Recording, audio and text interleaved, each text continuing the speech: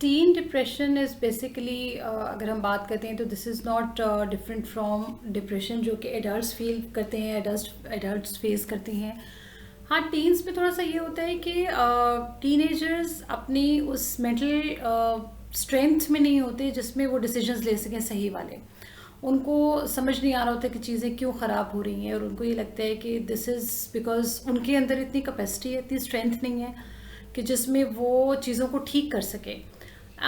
At time से होता भी है कि जब हमारे बच्चे उस स्टेज पे आते हैं जिस स्टेज पे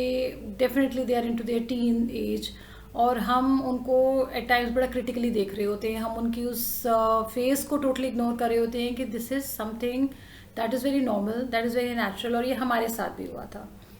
इमोशनल चेंजेस आ रही होती हैं बच्चों में, और हम instead of being alert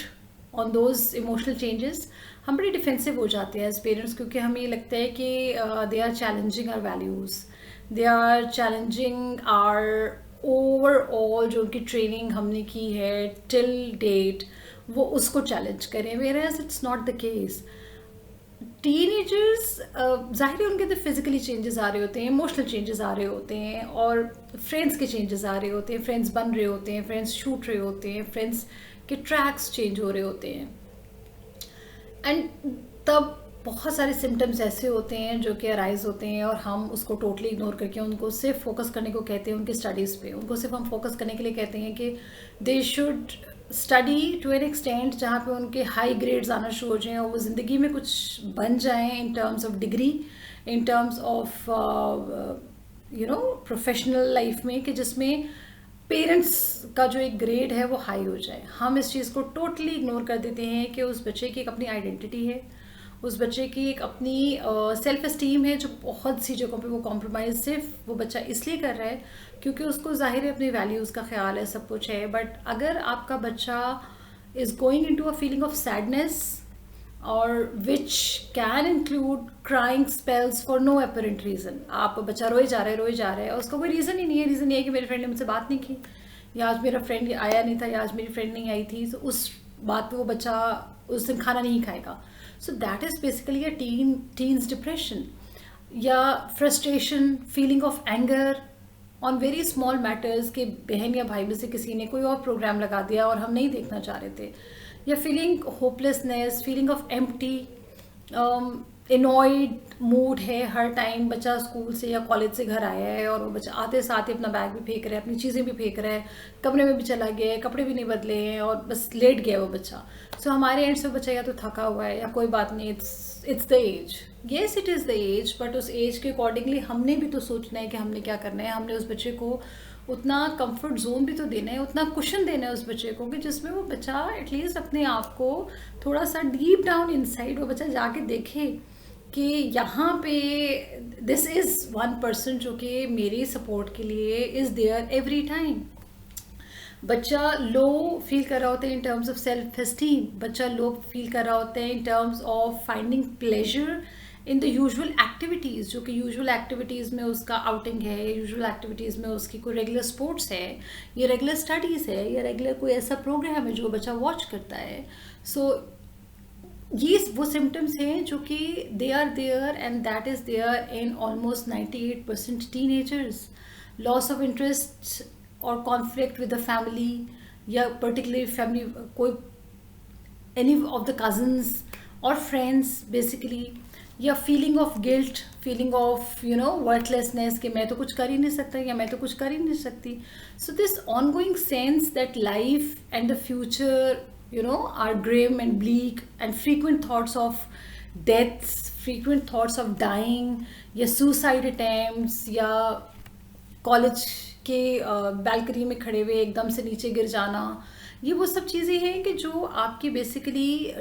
these are basically this is a sign कि your child is going into a depression, और वो डिप्रेशन एट टाइम्स वर्स्ट हो जाता है जिसमें बच्चे के बिहेवियरल चेंजेस आ रहे होते हैं, and then you need to watch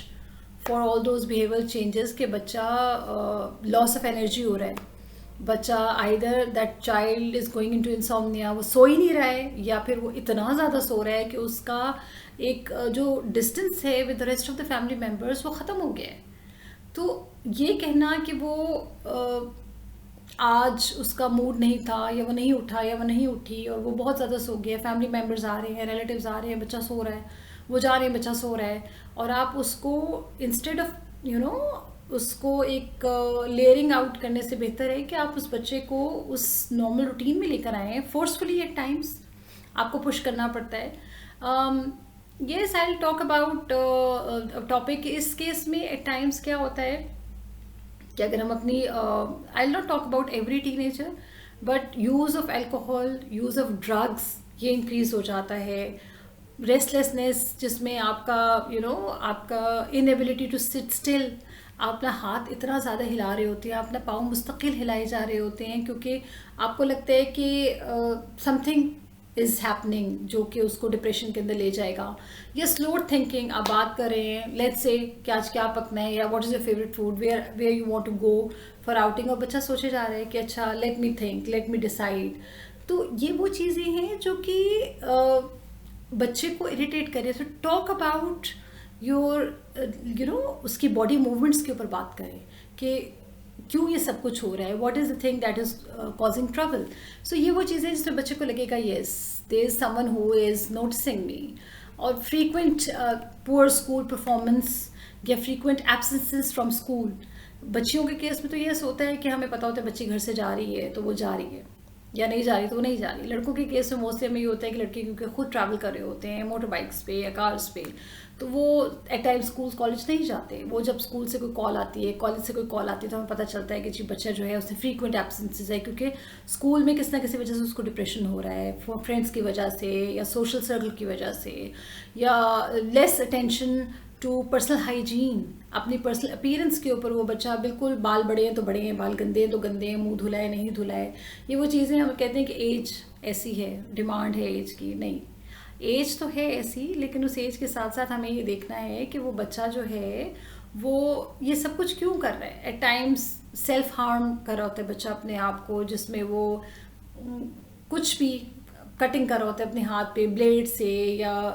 lead से, किसी भी चीज़ से, या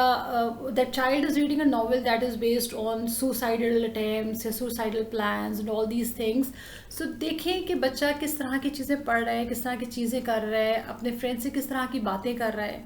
एंड ज़रूरी नहीं है कि टीनेजर्स को आप डॉक्टर्स के पास ही लेके जाएं, because you are your child's doctor.